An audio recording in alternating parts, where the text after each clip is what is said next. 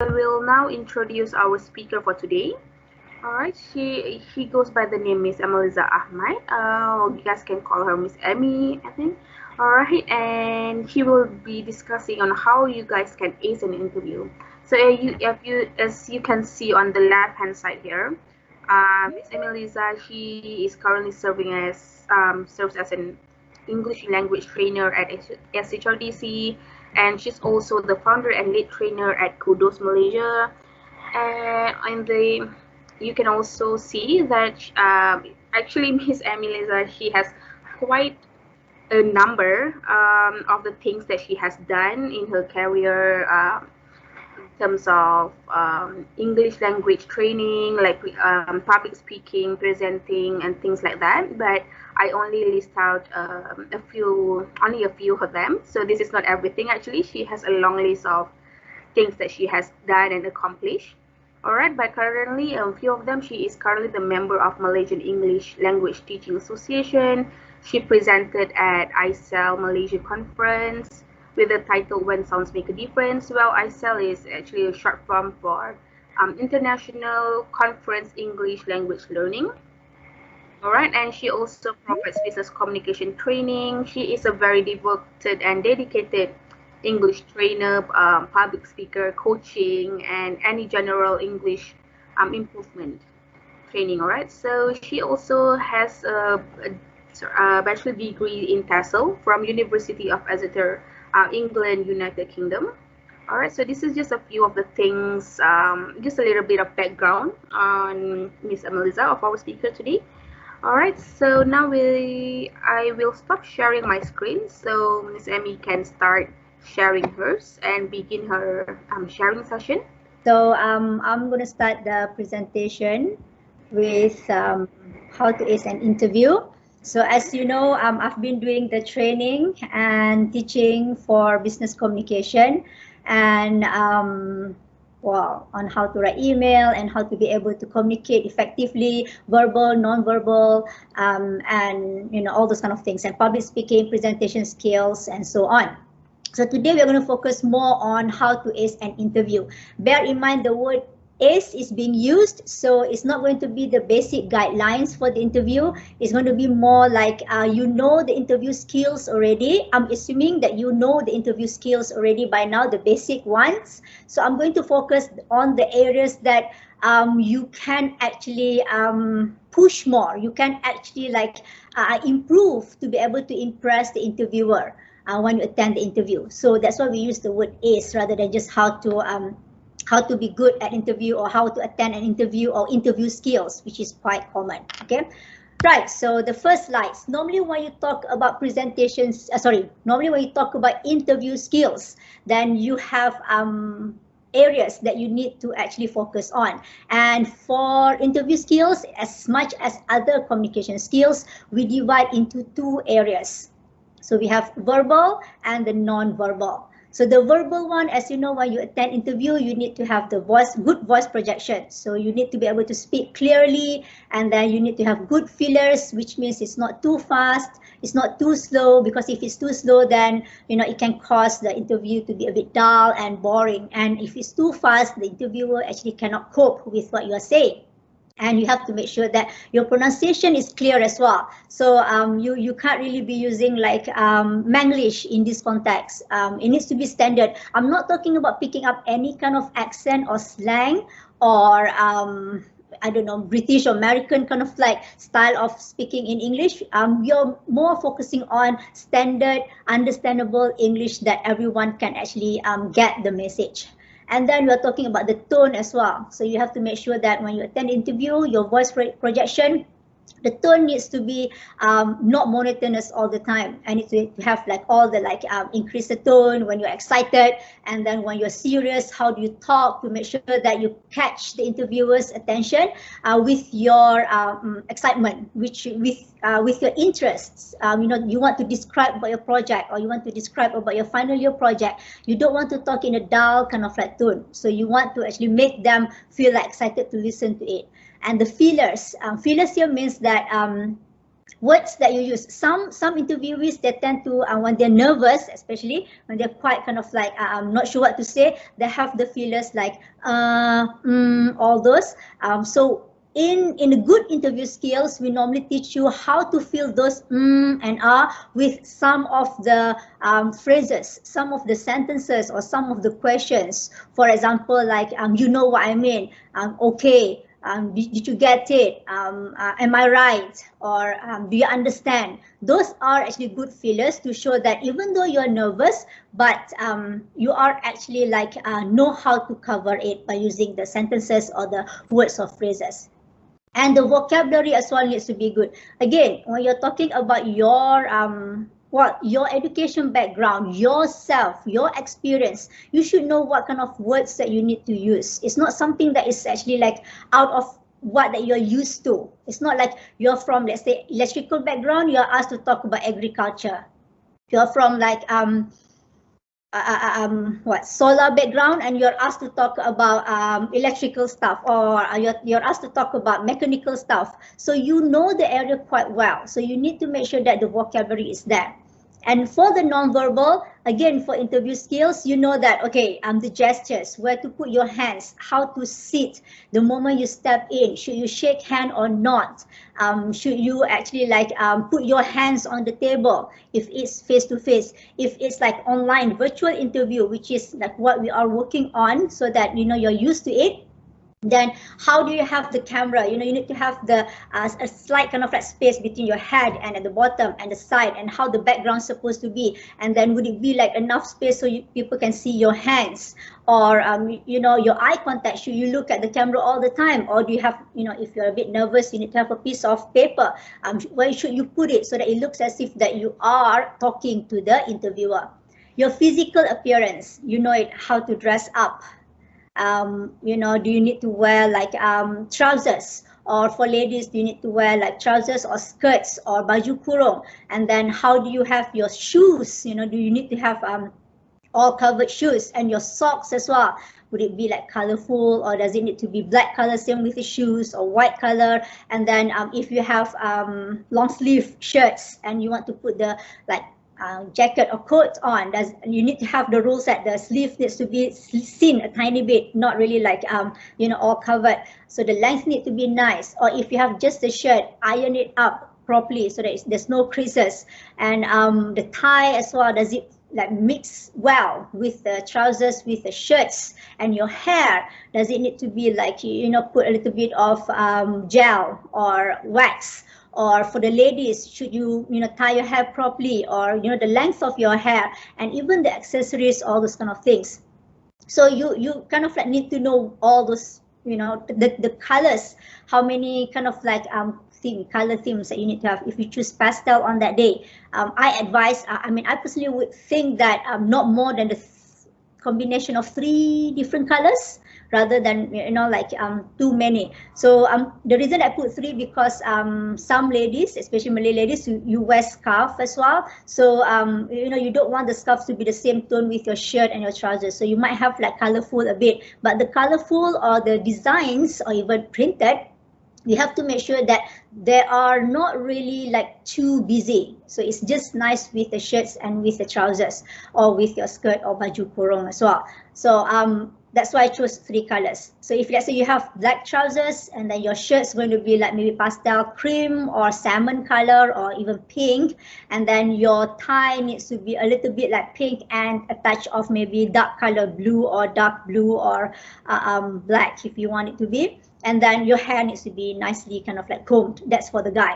And for the ladies, if you have like trousers and then you have shirts, make sure that your shirts, like, you know, if you are wearing scarf, you don't have to tuck it in, and then you have the scarf that matches with the shirts and the trousers. So 3 tones or 3 different colors, I would say, are the most, if possible 2, but not too busy. So physical appearance in that context. And your accessories as well, you have to make sure that for ladies, earrings, what is supposed to be like just nice, not too dangling, not too big, not too shiny, and not too obvious. If possible, just a stud. And then your watch, and even your, you know, your bracelets, not making any noise too much. All those kind of things are counted into the interview skills that you need to have. And the next one is the document management. So you have to make sure that your document, your extra copies of your resumes, extra copies of your certificates or any like supporting the documents, let's say recommendation documents or your final year project documents, your lecturers like recommendation papers, or like all those kind of things, or appraisals, whatever that will support you to be able to secure the job, that you need to have extra copies of them. I would recommend about 2 at least, in case if it's not going to be only one interviewer. Sometimes they might have 2 or 3 interviewers, so you might need to share your documents with them. And I know that, you know as well, when you send an email for the job application, you attach your resume, CV as well. And obviously, they would print one set for themselves each, but it's still good to have extra just in case if they require, for the other kind of like reasons. And the time management. So this one, obviously be punctual, be on time or even earlier, and you have to make sure that you are ready. And if let's say that you're going to be late, what's the best way to handle it? When it comes to interviews, sometimes even though you plan way ahead, let's say your interview is going to be next week, and then you plan, okay, if my interview is on the weekdays and it's around 2 o'clock, so it's after lunch break, so I should check how to get to the place, to the interview place, like few days before. So you check via Waze first, just to know how long it will take. And then from there, on the nice day, you check how long it will take. Let's say it says 30 minutes. And then on the day that it started to rain, or it starts to be like a bit gloomy, it's going to rain, check on that day as well to know whether there's going to be a bit of difference in terms of the time that you take to get from your house or your place to the interview place. It could be like additional 15 minutes. And then take another kind of like effort to check how long it will take from your place to go to the interview place, in case if you have to take a public transport, because you don't know on that day, you plan very well, suddenly your car doesn't start, your car's not going to cooperate with you, your car started to like act up, or your bike started to be like not going to like start. So instead of being panicked, then you have the backup plan for that. That's the well plan before the interview. How about on the day of the interview? Suddenly, like you have planned everything. You have taken, let's say, a commuter, and on the way to go there, the commuter stopped, something wrong, technical issues. What should you do at that time, on that day? So we kind of like you need to know as well that you need to be a bit more kind of like courteous. Call the interview place, inform them, make sure that they're aware of it, rather than you just keep quiet. That's number one. Or you don't say anything, you turn up half an hour late, and you give them all sort of excuses, saying like the train stopped, there's something like there's a technical problem with the commuter and stuff like that, because they would still accept it, but then they feel like, we've been waiting for half an hour for you. Could you not at least call us or inform us first, so that we know what's going on, and that half an hour we could have done something while waiting for you. So it's more in terms of being polite and matter of courtesy. So these kind of things, I'm assuming you know already. The voice projection, the tone, the fillers, vocabulary, all those kind of things, the verbal, non-verbal.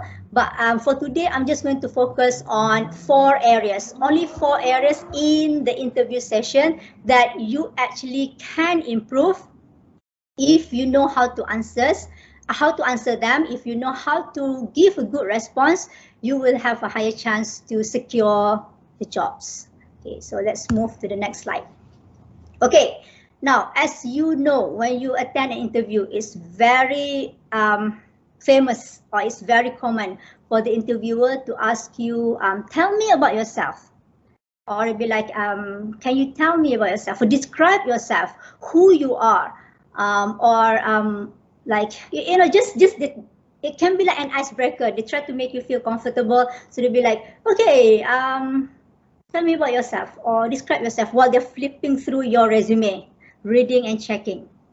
The common response that most interviewees will say or will do will be like, okay, my name is Emiliza Ahmad. I'm from Selangor. I studied at UPM in electrical engineering, and I did my final year project with CGPA 4.0. So that's what you normally respond to it. Okay, there's nothing wrong, but it doesn't really show that you are different than other interviewees. It doesn't tell that you are the one who's supposed to be hired, because you are not that unique. You are the same. So this information, interviewers normally will be able to find through your resume or your CV already. Obviously, they call you because they know who you are and what that you did for the university and how well you did in the university, as in your CGPA and your final year project. That's why they call you. That's why they want to know more about you. So when they ask you, tell me about yourself, and you tell them the same thing, they'll be like, well, nothing different. There's nothing interesting about this guy, or there's nothing interesting about this girl, this lady, because it's all in the resume or CV already, and she's telling the same thing to me. So we want to make it a bit different. We want to make it a little bit more unique. You want to actually get the interviewer's interest by describing yourself in different way. And this is the one that you should do. As if you are not aware, if you are still not sure, it's also in your CV and resume, where when you put your details like your name, your email address, your contact number, and then at the bottom, before you list down all your education background, all your experiences, all your achievements, there's one short paragraph that you're supposed to write to tell who you are. And that is the one that they want to see, and you elaborate more when you attend the interview. Okay, so I'm going to show you a video. It's supposed to be, a short video actually, but this is just example for you to know how that when the questions being asked, tell me about yourself or describe yourself, supposed to be. Okay, let me know if you cannot hear, yeah? Hi, my name is Amy Diana, but you can call me Diana for short. So before I answer the question, I would like to take this opportunity and thank you for considering me as one of the candidates for this role. So back to the question, tell me about yourself. Personally, I like to consider myself as someone who's proactive. I like asking questions, and I like throwing out ideas during discussions and during brainstorming sessions. So for example, when I was part of a CSR committee, we were given a task to plan out some activities and do some fundraising within a limited period of time. So during the first meeting, since everyone was coming from different background, it was a bit difficult to kickstart. So I took the initiative and started suggesting some ideas. So thankfully everyone started to chip in their ideas after that, and we managed to successfully arrange several activities that's simple and easy for everyone to follow. And at the end of the fundraising session, we didn't only manage to achieve our initial target, we managed to exceed it as well. So my point here is that sure, it was frightening and intimidating for me at first to voice out my ideas, but after a while I realized that being proactive helped me to be better, and it would be a shame if people are not able to listen to my ideas, or if my ideas are not being heard at all. So being proactive is one of the things that I think that is very good, and it helps me a lot in becoming better and in tackling certain situations. Other than that, in terms of hobby, I like taking photos. I like sharing my stories and letting people see my views or perspective through photos. So there's a saying that says that a picture or a photo is worth 1,000 words, and it's also interesting to see how people interpret the photo according to their own views and according to their own interpretation. So that is it. A little. I hope through this short video it helps you to know me a little bit better. So once again, I thank you for your time and consideration. Have a good day. Hi, my name.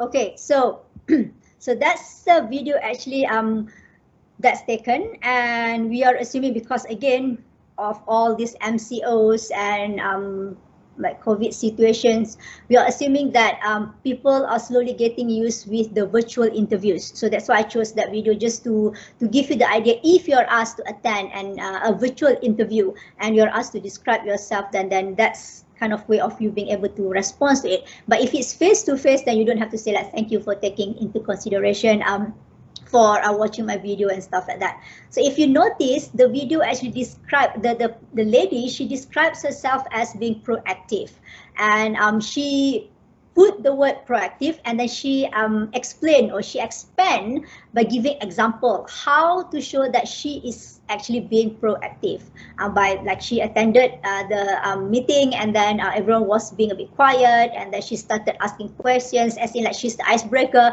and then everyone started to chip in the ideas, and that's when everything came on, and then things worked on fine at the end. And then she felt that it's a worth kind of like skill to have, because when she starts working, being proactive will help her to be able to move forward, and at the same time she'll be able to be like adaptable with the new working environment. And the other one, she's saying actually like she also, even though it sounds, there is, and the other reason that this video is taken because I'm assuming some of you are actually fresh graduates. So sometimes fresh graduates, when they attend interview, when the question asks like tell me about yourself or describe yourself, I don't have any skills, work skills that I can share. I don't have any like characteristics or personalities from work that I can share with the interviewer. You don't need to worry about that. Actually, you can use any of your skills, any of your knowledge that you have, even when you are at uni, or even your day-to-day. Like what she said earlier, I like to take photos, and then from the photos I like to share it in the social media, in the IG, and from there I actually can see what people think about the photos, what are their ideas, what are their views, what are their opinions about it. And from there the interviewer can see her as someone who's being an open-minded person. So, people maybe can critique, oh, your photo is ugly, I don't like it. Your photo doesn't show anything. There's no expressions at all. How can you take photos from the top? You will show that you look fat, all those kind of things. But she'll be like, oh, okay, or it can be actually considered she's a person who likes to learn, which is which is another quality that is actually like valuable at workplace, a lifelong learning. Learning doesn't stop at one point. When you start working, it doesn't mean that you stop then, you've got the job, that's it. It will continue until, until you want to change to different areas or different fields. Let's say you're going to start as a senior technician, you're going to learn about it, and then one day you feel like, okay, I don't want to be a senior technician anymore. I want to work as someone who's going to design. Then you continue still in terms of learning, you still learn, but it's going to be different field or area, which is as a designer. So like from this response, or when you answer in kind of like the way like what the video actually, or like that lady actually did, it showed your personality. We can tell what kind of person you are. And from there, they will actually be able to decide whether they should hire you or not.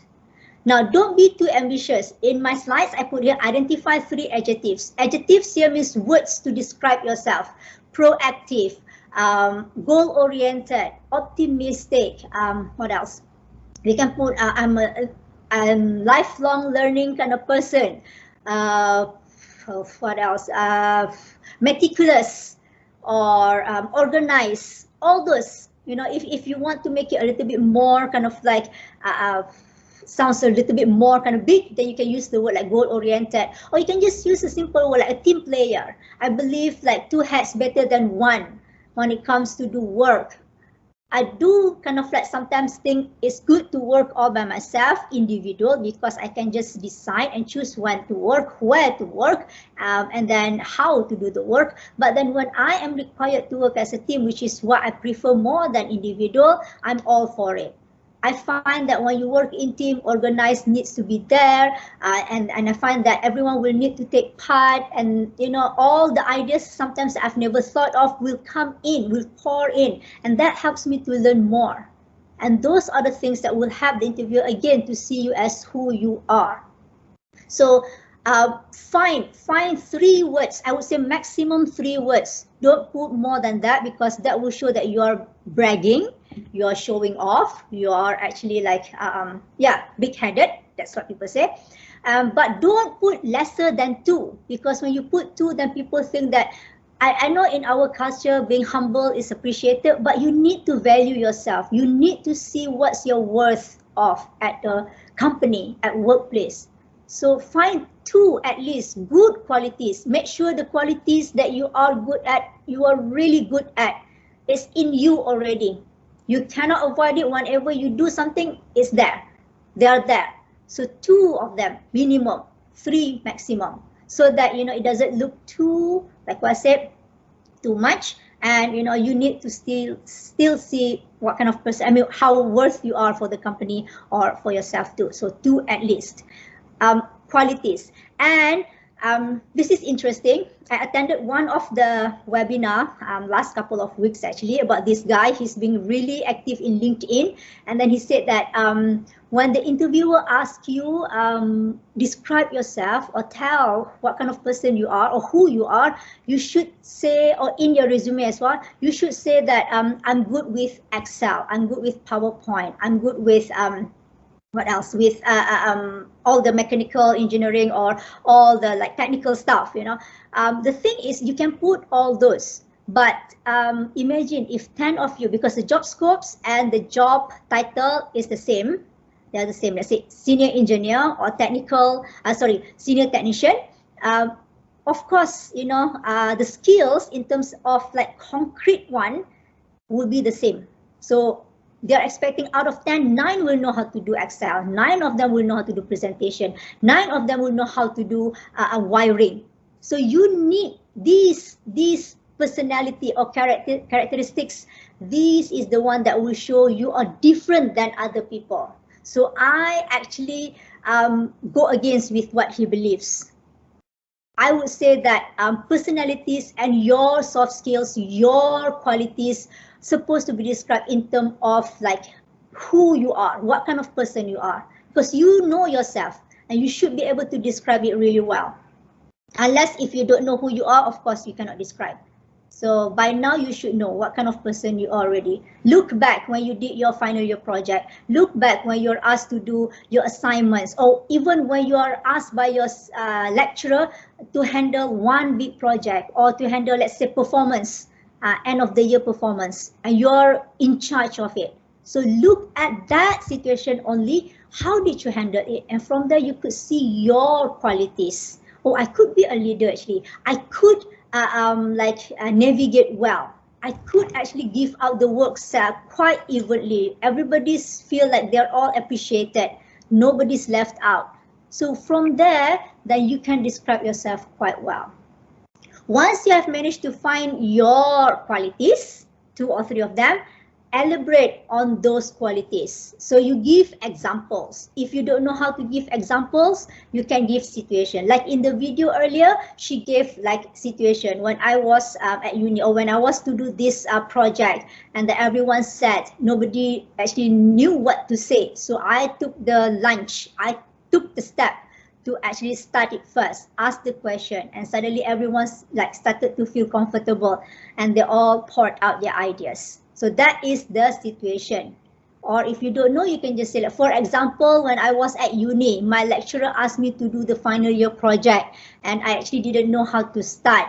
And then I asked people, and then I actually referred to my lecturer's ideas, and I asked my senior kind of like senior students how to do it. So you're being proactive in that context. So by giving examples, it's actually elaborated your qualities, your personalities too.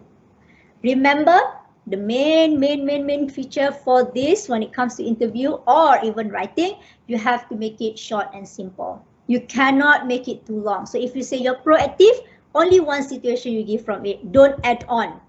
Don't say like, oh, on the other, I also have this one situation to add on.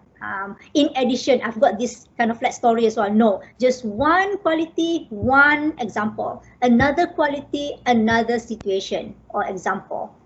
just straight to the point. They have tons of other interviewees that they need to attend to. So, you know, we want to make sure that they get the most out of it from you, rather than, you know, they're not sure what they're listening to, and you don't want it to be too long or like, you know, dragging as well for that.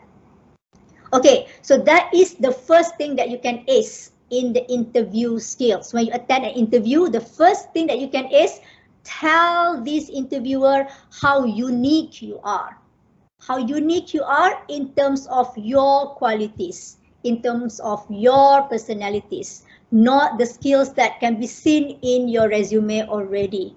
If they want to know more, they'll ask from that. You'll be like, oh, I noticed in your resume you know how to do this wiring. Then you can describe more. But if they ask what kind of person you are, or tell me about yourself, you don't say that, oh, I know how to do this wiring. That is not really like who you are. That is more like what you can do, basically. Okay, so that's a different thing.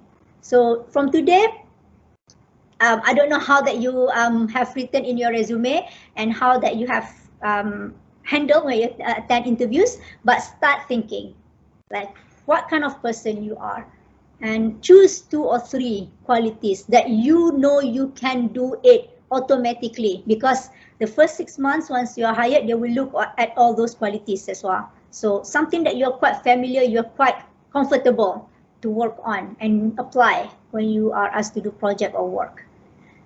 Okay, so that's the first one, that you can help yourself to ace the interview, and you can make your presentations or yourself to be seen more uniquely or interestingly. Right, so I can give you in terms of written. So hi, I'm Rose, a fresh graduate from UP. I'm looking for the fresh graduates here. But if you have work experience, you can just say, hi, I am Rose. I worked with ABC company. From there, I noticed that I am a goal-oriented person, where I always ensure I achieve my objectives within the time limit given to me. You can add on here the example. Okay. So for example, when I was asked to handle a group of people, just one, again, elaboration, no need to be too much. I'm also good at working in team, as I believe 2 or more heads is better than 1. So, and then you just conclude, say, these 2 qualities that I have helped me to complete and excel in my final year project, if you are fresh graduates, or have helped me to complete and excel in my work, or as long as I work with the ABC company, which was 10 years already. So, simple as that, but from there we know that you are a goal-oriented person, which is what the company needs. If it's really like, you know, fits into the description, and then, you know, like team player. Normally in the company they prefer you to be able to work in team as much as, you know, work individually.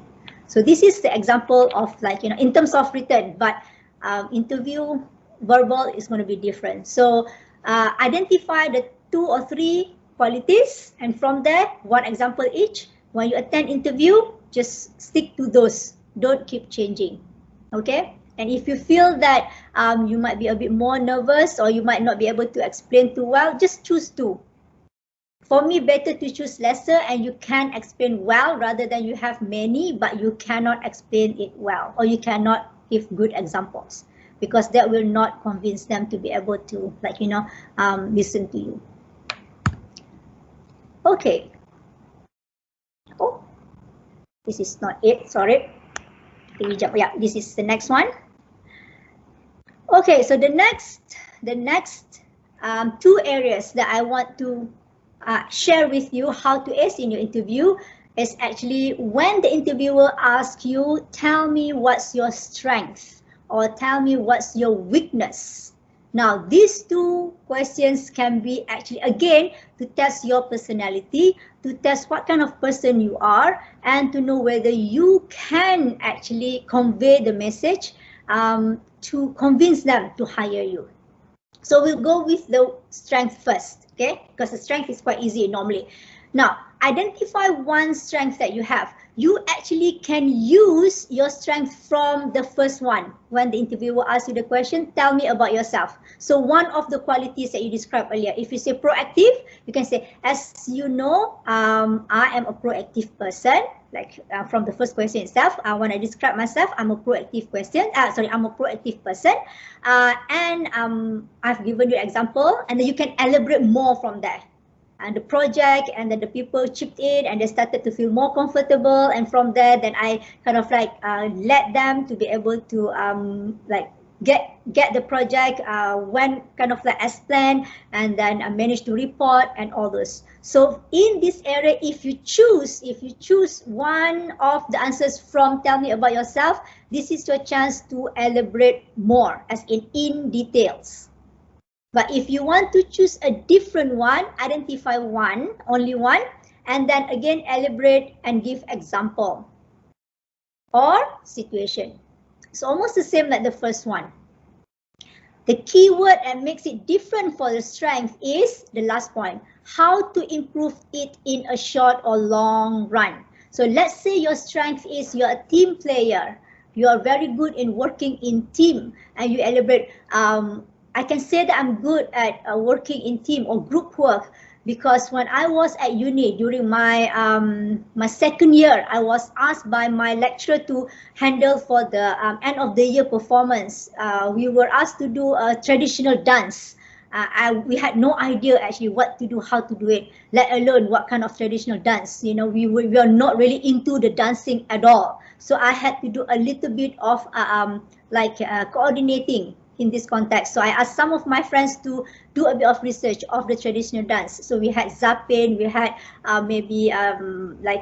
traditional Sarawakian dance, and we have the Indian dance, and then the the Chinese dance, the let's say the Chinese New Year's dance, the dragon dance, and all those, or the lion dance. I asked them to actually study, and then for let's say do a bit of research for 2 weeks, and then we met again after that, and we discussed the potential of which dance that we should use, or we should perform, or should we just make it like a medley, as in like a little bit of lion dance, a little bit of Malay dance, a little bit of Chinese, Indian, and then a little bit of traditional Sarawakian, Sabahan, and all those. And we came into the conclusion that we should do medley. So that's why you describe more.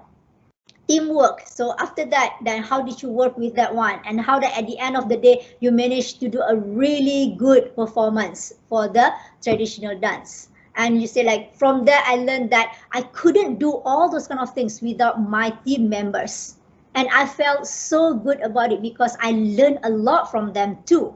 And from that situation, I realized that it's good to be able to work together, because one difficult task that I've never had any idea what it was helped me to know more about it. And now I started to like traditional dance, and I actually like some of the music style, and I actually feel closer to my roots, all those kind of things. So this is the time that, again, the reason why I asked you to choose only one, because it's good for you to discuss one and elaborate in details rather than too many, and then you are able to give us a whole kind of idea or whole situation of how that you become good with a team player or a group work.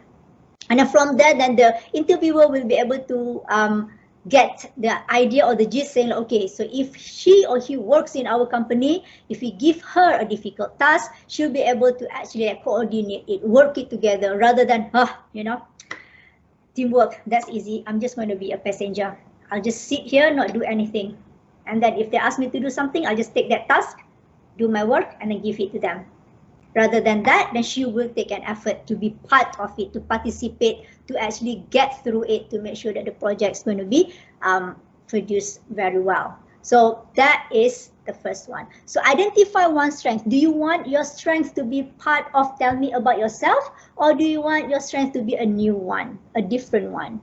And then if it's a different one, identify that one, and then make sure you can come up with a situation, with an example, and elaborate it really well to make sure that they can see why that you are good at that kind of skill or knowledge. And how to improve it in a short or long run, you can say, well, since I'm good with the teamwork or group work, how to improve it? I'm going to make sure that whenever the manager or the boss ask me to ask in general, who wants to take this project, I'm going to be the one who volunteers. Normally, when I work in team, I'm not the leader. But how to improve it from now once I started working and once I know my job scopes, what I'm supposed to do, my jobs area, I want to take the project and be the leader. I want to be able to lead that project instead of just being told or being part of it. So how to improve it? You want to be a leader in the group instead. So you need to, like team, work in team, you can work together, you're being told, or even if you are the one who led, but it's not really a big project, so you're not really, or everyone's doing their part quite equally, but how to improve it? You want to be able to lead it. And that will give the idea that, okay, this person, if I hire, he or she likes to work in team, which is good. And then it will help to speed up any projects that need to be done within short period of time, which is good as well. And then he or she wants to grab a chance to lead, which means that he's slowly going to work to be like a team leader or a person who can actually lead people to be able to handle this type of projects, the one that needs to be done very like quickly and have a very strict kind of like a due date. So that will give them the idea for that as well. Now moving on to the next one, which is the weakness. Nobody's perfect, so be prepared. Questions might come out asking what kind of what is your weakness. So you need to be prepared. You need to make sure that you know what's your weakness as well. Identify one and then straight away give them the idea how to minimize or overcome that weakness. And if possible, make sure that you are able to overcome it in a long or in a short run. So I would say short run is better than the long run. So let me say, what's the best example? Okay, weakness. My weakness is I'm very meticulous. Normally it can be a strength, yeah? My weakness is I'm very meticulous, which means when I am being asked to do a project, I will try to make sure everything's being done step by step, by book, follow everything. And if I miss it, I will check, double check, triple check, make sure that I know what's wrong with it, what that I missed, which means I have to be one step behind and do it again and then move on. That is my weakness.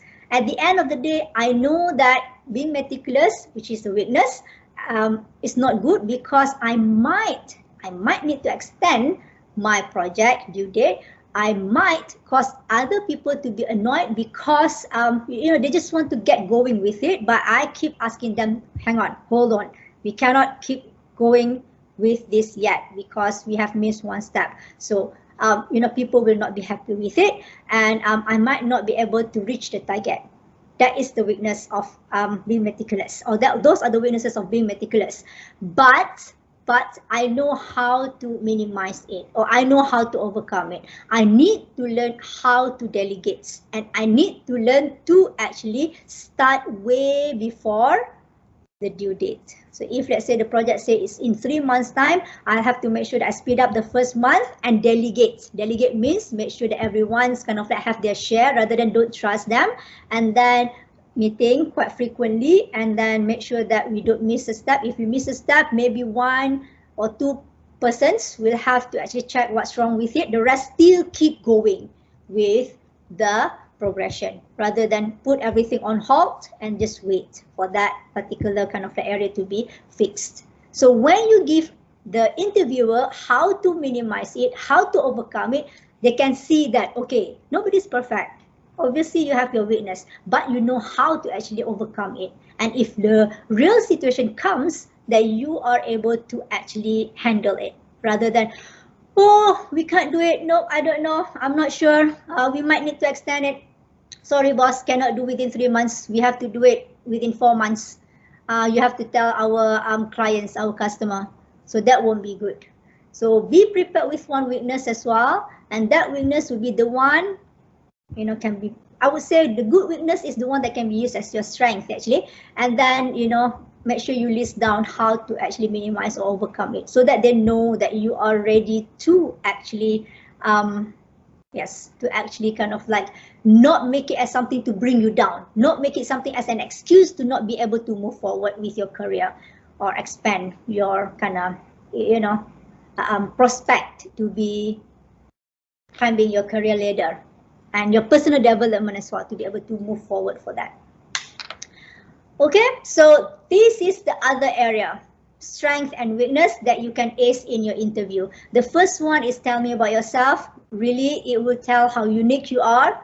If you have different words to describe yourself, you can spend as much time as you want. You can find, if you get good words, or I would say great jargons for it, or vocabulary, make sure you know what they mean. Okay, don't just choose like optimistic, or but you don't know what it means. So make sure you know what it means and describe it really well with the example. And then the second one, your strength, because the tip for this one, you might change according to interviews, according to the job scopes. Look at the job scopes and the job scopes that you apply for that job title. Find what's the best strength that you need to have to be able to get that job. So if, let's say, the job scope says that you need to be able to handle last minute, or you need to be able to handle big projects, the projects that require within short period of time. You need to be able to do the wiring as requested by the clients within short period of time. Mention like short period of time or wiring, and then you need to be able to work with the other department, that teamwork, and then being able to goal oriented, or being able to finish or like complete your task on time. All those will be your strength rather than something that is not related. Okay, and the weakness, you can just say like you can put your weakness is working alone. You cannot work alone, you need to work in team. So from the job description, it says you need to be able to work with other department, with the clients, with the customers. Obviously your weakness doesn't affect, because you're not going to work alone anyway. You're going to work with other people. So that doesn't really count, which means they would hire you more likely than other people. Okay, so that would be like, so far, 3 areas that can help you to ace in the interview, and to make you unique or different than other candidates. Okay, now last one for the interview skills, how to ace your interview skill, would be at the end of your interview, when the interviewer asks you, do you have any questions? Most candidates, most interviewees will just say, no, I don't have questions. I'm good. I'm fine. I would say that you miss the biggest opportunity actually to know the potential of you are going to be hired or not if you don't ask the questions. So grab this chance to ask the questions. This will give you the hint of or clue whether you are going to be hired or not, and this also will help you to be able to decide whether you should take the job if you're being offered. So let's say, imagine you have attended 2-3 interviews already before the one that you are attending at the moment, and you have like quite positive kind of feeling that the other 2 might call you for the job. You might be kind of like offered. And then this company as well seems to be quite good, and you might kind of like be offered with the job as well. So the questions that you're going to ask at the end of your interview will help you to decide if you're being offered with 2 or 3 jobs within a week or 2. Okay, so here are some of the questions that you should ask. First one will be benefits. So ask the interviewer, what are the benefits that the company has to provide to the employees or the staff? Now, the benefits can be in many ways. You might find that it's a little bit not important to ask, but once you start working, it will make a huge difference if you know whether you have it or you are going to get it or not. For example, traveling allowance, or fuel or petrol allowance. So you might not kind of like think it makes a huge difference, but if, let's say, the other 2 companies offer you the job and they say, okay, we're going to offer you the job, and the benefits that you're going to get is actually petrol allowance and traveling allowance, but the salary actually like maybe 300 lesser than the company, this company is going to provide you, let's say, okay, let's say 2,000 from the other 2 companies. This company is going to give you 2,500. The other 2 companies says, we give you the petrol and traveling allowance. This company, if you didn't ask, you don't know, you take it because you think the salary is quite high, 2,500, but when you start working, there's no traveling and petrol allowance. Later that you realize that 500 is going to be all used for the traveling and fuel allowance, fuel already for the car. So it will just be balanced the same, 2,000. at the end of the day, or you might spend even more because sometimes you're a bit late, you use the toll, or sometimes, you know, like instead of bike, you have to use the car, and then that means more petrol for that, more toll for that too. So you won't be happy. So you should ask those kind of benefits. Toll, traveling allowance, or parking benefits might help, or even traveling here. I mean, if you use like the public transport, commuter, or yeah, train, or even Grab, if you can claim it, or if you're asked to go for outstations. Some companies will give you the travel allowance. Some companies will say, okay, we'll just give you maximum this amount, the rest you top up. So that still helps you a bit as well. And you know, that will help you to be able to know. So like in KL or even here, when you start working, parking is quite expensive too. So if the company gives you the parking allowance, the other company doesn't, but then the other company gives you more salary, you should think and consider it too. Next one, salary expectation. So this one actually will help you to know whether you have asked too much or too little. So you can ask, so I've put there for my salary expectations in such amount. What do you think? Is that okay? And if the guy said, it's a bit too high, that will give you an idea next interview that you attend, you don't put as much as that one. Or if that person say, well, we can give this amount, should be okay, should be no problem. That means it's a little bit low. You should put a little bit high for it. So you can actually tell what's the salary expectation that you can put when you attend interview in the form. I mean, you know, because they still ask you the salary expectation for that. If they say that, oh yeah, no problem, we can give you all those that you ask, then, you know, you have the indication that the salary is just nice. You might get increment or allowances, or they might have allowances on top of that. And at the same time, the tone might help you to know that you might be higher too, because you kind of like fulfill the requirements, and then the salary expectation is actually there as well. Number 3, ask about the job scopes to make sure that you both are actually on the same page. So any of the job scopes or job descriptions that being mentioned when they advertise it, any of them that you are not really sure, ask them. So you can say like, oh, I noticed in one of the job descriptions you say the staff or the senior technicians required to know how to do clerical work as much as the technical work. So you should ask what kind of clerical work actually, because you know, it's quite general, it's quite kind of like vague. So does it mean that I need to do key in the data, or does it mean that I need to do Excel, this and that? Then the interviewer might just say, oh, the clerical works here means actually for you to be able to fill in the form if there's any accident. So fill in the report, accident report, or fill in the form for the supplies coming in and out, only those. So at least you know, your understanding will be at the same par, same level. So we don't want it to be like, assuming clerical work means I have to type in front of the computer. Clerical work means I have to do all the like writing emails and letter, or checking the attendance and stuff like that. So you assume that, but then when you start working, you have to do the form, and then you start to feel not happy about it because that's not what you have understood. So ask to get better clarification for that. Next questions that you can ask is about insurance, both health or life or even dental insurance. So ask if they provide that, because it's not really that cheap actually now with, as you know, COVID, health and even life. If you're working as in the production line or engineers, all those, you don't know what might happen to you. So you should ask, like, do you provide any health insurance? If they say yes, all our staff will have the health insurance. They will not need to pay, and they will be able to cover it if they go to the panel clinic, if they go to the private hospital for certain treatment.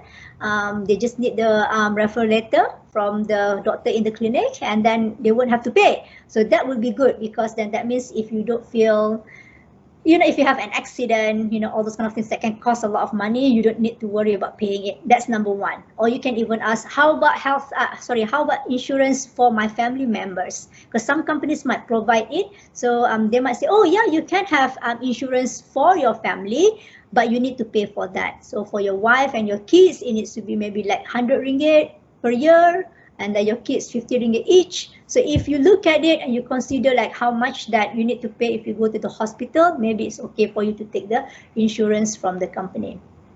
Next one, you can ask about the job promotion. This is to know whether you can expand and you can get the chance to be promoted, not just work as that one title and that's it.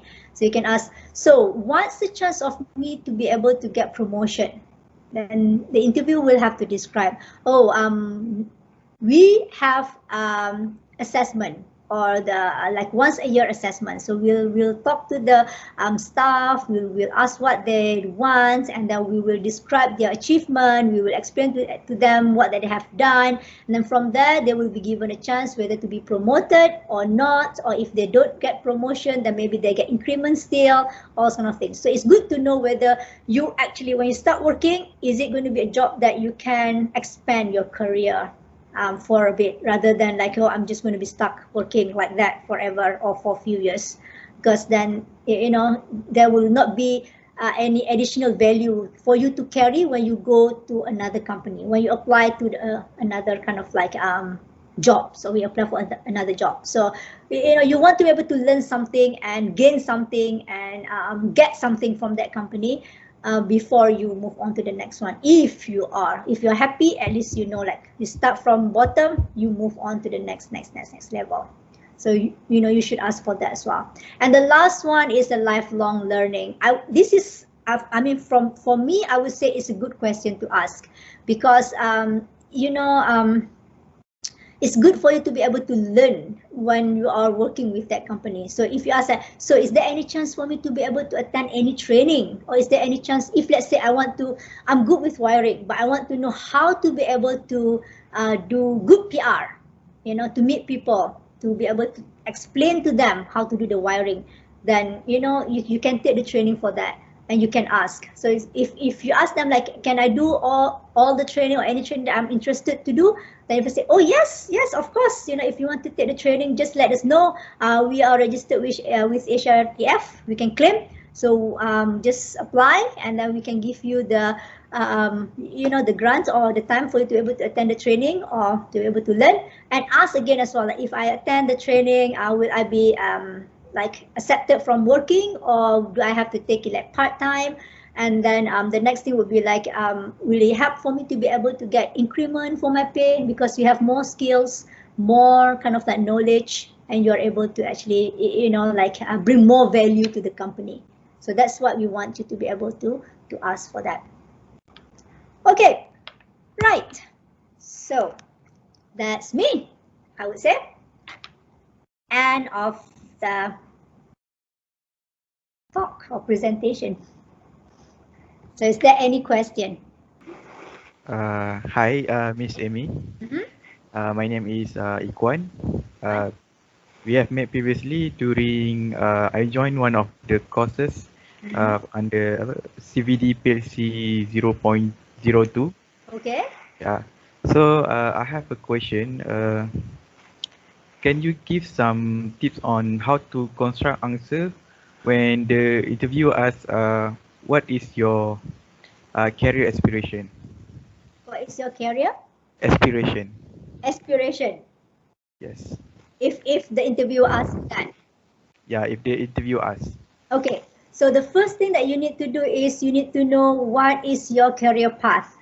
So what that you actually want to do. And then from there, then you need to be able to find, what do you call, an example or a person that helps you to be able to drive to get what that you want. So for example, career aspiration. For me, I would say that if let's say, like, my field is actually obviously training and teaching. What's my career aspiration? I would say that my career aspiration is actually to make sure, or when I see, what's the best way to put here actually? Okay, when in real life situation, when I meet people, when I like converse with people, and when I feel that people cannot really like respond to me well in English, and when people cannot really kind of like answer or be comfortable to use the language, then I start to feel like what's not right, what is actually like what is actually not there, that we feel not comfortable to use a language, and that inspired me to actually to start planning, start thinking, and start kind of like doing what that will help to be able to move forward with that kind of like field or area. Did I answer your question? Or maybe you can give me what's the area that you are working on? I have not working yet. I'm not starting yet, but Yeah. previously I have joined an interview, and the interviewer asked me what's my career aspiration. Okay, so what that you've got in your mind actually that you want to do, or like you know when you apply for the job, then you see the job scopes, you see the job requirements, and you think that this is the one that I want to try. Okay, this is the job that I want to apply, because obviously you have tried so many different job applications. That's the one that you want to apply. So what makes you want to apply that job? So during the interview, I give my answer. I said that I want, my career aspiration is I want to be for example in that electrical engineering. I told that I want to be good and be expert in that field, and for future take more responsibilities. But the interviewer wants something more from me. So Okay. so I'm not sure what else to tell. Okay, right, now I got it. So you're from the electrical kind of like background, right? Yes. Okay, so the career aspiration would be more like, okay, you can say that, as you know, I'm graduated from electrical background, and I can see that we will never go dark. We will never ever not use electricity in our life. And we've been actually using electricity from before started, you can say, we started generate electricity, some countries, with the charcoal and then with wood. And in Malaysia, we are using like, what are we using to generate the power? Yeah, coal. In Malaysia? Gas. In Malaysia? Coal, mainly coal. Are you sure in Malaysia we are using coal to generate electricity? Yeah, I'm sure. Charcoal. In Malaysia? Yes. We are I using I have went hydro to with? I have went to one of a station Jana Kuasa. Okay. So they fired guna use charcoal. Oh, okay. Right. Okay. So you can say charcoal, and then we have a lot of dams to be able to obviously hydroelectricity by using water.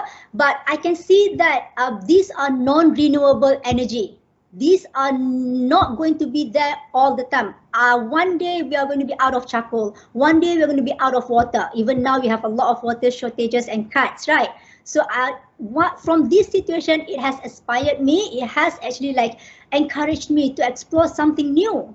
And the new thing that I've been kind of like seeing now is in Malaysia, obviously we have lots of sun. So I should explore more, and I should get that as an aspiration to be able to know more electricity in terms of the solar. Or even I think they're using the cooking oil as well, and you know, all those kind of things. So that's how you answer it for the career aspiration. Did I get it? Oh, I mean, you understand? I get it. Yeah. Okay, thank So, you. yeah, basically they just want to see how that you can, like, again, now that I know that what that you studied electrical, so you applied for mostly electrical engineering kind of like jobs or job titles. So use that one as like what that you know about it, and what that it has inspired you to be able to help yourself and the company to be able to move forward. Something like new, or kind of like ideas to give them to be able to like evolve, you know, rather than the same thing. So, Miss Amy, we do have another question from Amir. He is asking, how do we answer a question when interviewers they ask a question, where do you see yourself in 5 years? Where do you see yourself in 10 years? That kind of question. So, how do you suggest that interviewees should answer to that question? That is from Amir. Yep. Okay, Amir. Actually, this is one of the questions that that's quite famous as well. That's being asked in the interview. I would say when you're asked how do you see yourself in 5 years, it's a big no to use or to answer by giving the plan, the future plan in terms of personal. So what we did in our class last time, I mean last time because now we have the COVID, I can't really have the training. I asked the question to the students as well. How do you see yourself in 5 years? Most students will say, in 5 years, I see myself to be able, well, to have a wife, luckily a wife, not two wives, to have a wife, and then I might have 2 kids, and then have my own car and a house, and I want to be able to send my parents to Mecca. So I mean, okay, that is obviously answering the question. It answers the questions. How do you see yourself in 5 years? But they don't want to hear, or they don't want to listen to that kind of response from you. They want to see how that you see yourself in 5 years in terms of career, in terms of work, you know. So if you think, all right, I'll give the 5 years first. So you can just say that in 5 years, let's say you start applying as a senior technician. I'm going to start working obviously as a senior technician. If I get this job, you can just be a bit joking and try to be a bit more relaxed. If I get this job, I'm going to start my job as a senior technician. In 5 years, I want to see myself to be able to build my knowledge, my skills, and equip myself to be able to be at least a junior engineer. And to equip myself to be comfortable as a junior engineer, I would make sure myself to attend the trainings that are appropriate for me to improve my knowledge in that area, as well as to grab as many chances as possible if I have the chance to do the projects, to expand my knowledge in that career, in the area as well. So that will be like, you know, for that particular answer. And that will say that 5 years is actually quite a good number of years for the company to see your achievement. Okay. 1-2 years working in one company is too short for them to see your potential. 5 years is actually quite good duration for them to see your potential, to see whether you are evolving to be a kind of like a more kind of like competent person in your job scope, in your area, and if you are willing to learn. The key word for this one, I would say, is actually keep telling them that you want to grab the chance to learn, to know more. That will say that, okay, that means you are willing to be able to get more projects, to attend more trainings, to be able to actually like get guidance and advice from other people. If you think 5 years is a bit too long, some kids or some people will say like, Miss, if 5 years, I don't know what to say, 5 years is too long. Then you can just say like, 5 years is a bit far-fetched for me to plan. I normally see myself within 1 or 2 years. But I can tell you for sure 1 and 2 years, actually it's more achievable because I know already, I'm planning for now. So in 1 year, I want to be able to attend instead of, okay, let's say you're in electrical background, I want to be able to attend solar kind of like training, because that will be a good thing for the company and for me to know. And after 1 year, I'll get my SEDA certificate. Then from there, I'll try to, or I want to impart the knowledge to the people who are working with me. So you can do the training, you know. So that would be my 2 years planning.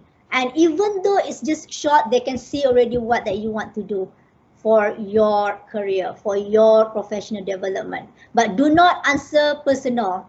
Don't say that you want to get married, you want to have a family, all those kind of things, because it doesn't answer the question. Okay, Amir? Hope I answered the question. All right, I think we have another question from Shafiq Nasir. From Shafiq. Is this the same person? Shafiq Nasir, I think. He is asking, if the interviewer asks a question about technical, in the technical aspect that requires factual based answers, but they don't know the answers to those, and they cannot like simply goreng, right? Since it's they're asking a factual based kind of questions. So what is the best way to deal when you don't know the answer? If the interviewer asks you something that you really don't know the answer, doesn't matter technical or non-technical, my first response will be like, that is an interesting question. I don't know. I'm not sure what's the best way to answer it. Either that, but best thing to do in this situation is to be honest. Like what she said, we don't want you to goreng. So you just say like, to be honest with you, I'm not sure what's the best way to respond to these questions, because it's not really my kind of like area. If it's really not in your area, okay? If it's really in your area, but you still don't know how to answer it, say, I'm not really sure how to answer these questions because I'm not aware about this kind of like area or these questions. It's a good thing that you ask because that gives me an idea on how, or it gives me an idea to explore this area more and to get know to it. So basically what you're trying to say is, it's a good question. I'm not sure what's the best way to answer this, and I don't want to say something that is not related to it or is not going to be answering your questions. I have to admit that. But it gives me a chance to actually know or explore the area that you've just asked me. I really want to know it now. So again, you are giving the idea to the interviewer that you're being honest, you don't know, and then you're giving the idea to the interviewer that actually like, I don't know, but I'm willing to learn. I'm willing to explore because it's something that I've not heard about it before. Okay, so it's actually sometimes interviewer asks you the questions that you don't know how to answer. Sometimes interviewer asks you the questions that you actually, what? You know, this is not my area at all. But they just want to see whether you're being honest and how that you actually show that you want to respond to it. So you can just be honest and I'm not sure how to answer it. I'm not sure how to actually respond to this, but I'm willing to know more if I'm given a chance. I'm willing to explore this area more if I'm given a chance to know it. That's it. So that interview will be like, okay, this person doesn't know, he admits, and he is willing to explore and know about it so that he'll be more equipped or more knowledgeable in future. So it's more on testing your personality. This kind of questions actually test your personality on how you answer or respond. Okay, Shafiq? Miss Amy, I think I do have a question actually, since this is actually an interesting topic. So I just want to know, this is your sharing session has been all about how to ace an interview, right? So let's say in the worst case scenario, which is actually that quite common happening, which is a rejection. Right, so basically this is a post-interview and candidates did not get in, they're not qualified for the role, they did not get the job, and because rejections may be a downer for some attendees, right? Because it's not easy looking for a job. So during the rejection part, when you receive an email, we're sorry, our apologies, but you did not make it, so blah blah blah. And so what is the best way to respond to that email professionally, and at the same time, even after the rejection, how do you still seem like appealing, like an appealing candidate, a future candidate to that company? Okay. Like, because sometimes I saw a story where this person was rejected for the position, but during in his reply, he stood out from the way that his response. So turns out the company they had a second thought and consider him again, and he actually managed to get the job, even after the rejection. Because this kind of cases, they like you said, most part of the interview, they want to test your personality and how you respond to them, how you the trick questions and stuff. So what is your thoughts or opinions on that, to how to deal with rejection? If you received an email, obviously to give you not so good news or bad news, you can obviously, if you want to reply, you can, or you don't have to. But if you want to actually reply to say that the company is losing something that is really good to have as part of the team, that you can respond or reply by saying thank you for informing me, because obviously they take some time to inform you, email you. Some companies they just not say anything after the interview. They don't even send email, they don't even call, nothing. You just assume you don't get the job. But if the company sends an email to you, obviously they respect you that much and they see you as quite valuable that they should inform you. So you respond or you reply to them by saying thanks for informing me. I really appreciate it to be able to know my situation or my position with this job application, and it's great to be able to be given the chance to attend interview with you or with the big company that I really look up. And I think that if I am given the chance to work with this team, I'll be able to learn a lot, and I'll be able to share what that I know or what I've learned. We are assuming fresh graduates, yeah. What I've learned throughout my uni time, where the latest kind of like technology or informations that I'm so eager to share, and I'm so eager to actually practice with your company, because your company has the whole lot of facilities and the whole lot of input that I can use. So basically, when you answer in that context, you're being polite and you're being kind of like courteous enough to say that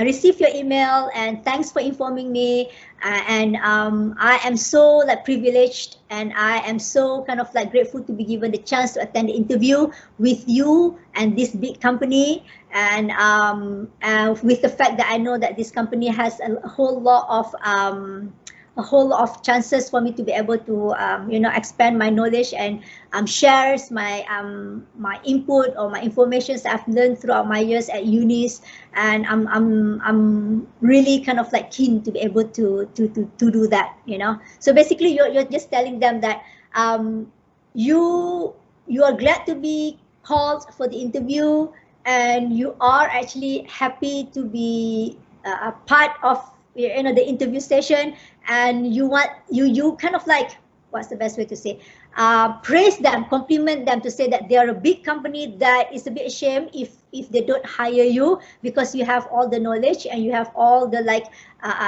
informations that you really want to apply with that company. So use those words to tweak around to say that, hey, it's great to have me. It's great to have me in the company, and I really like this company because you are really like good, and you have all the facilities, which is a bit shame because I can use those facilities with all the knowledge that I have learned at university.